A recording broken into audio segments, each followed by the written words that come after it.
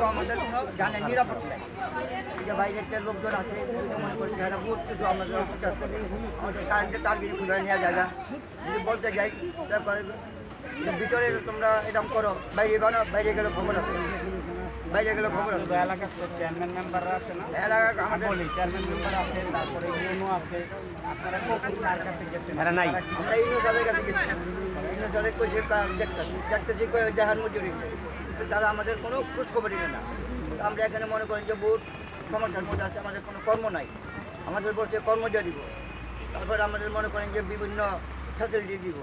কিন্তু আমাদের বলতে কিচ্ছু নাই তাহলে একটু একটা ঘর দিছে যে ঘর দিছে আমাদের কোনো জানের নিরাপত্তা নাই আমরা কোনো কথা বলতে গেলে মনে করেন যে আমাদের ওটা মারতে আসে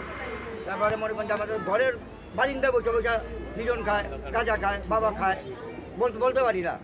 তো বলতে গেলে বলে কি যে এখানে বাড়াবাড়ি করো ঘরের মধ্যে আগুন জ্বালাই দিব হাত পা ব্যাংক গাঙ্গের ফেলাই দিব নানান রকমের হুমকি দেয় আমাদেরকে তা আমরা এইসবের থেকে বাঁচার জন্য বর্তমান যে বিএনপি সরকার এই সরকারের কাছে আমাদের একটি অনুরোধ আমরা এই যে 3টা আশ্রয় কেন্দ্রের মধ্যে আসি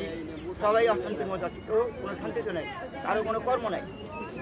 তার মধ্যে মনে করেন যে আমরা এই একটা শান্তি চাই বাংলাদেশ সরকারের কাছে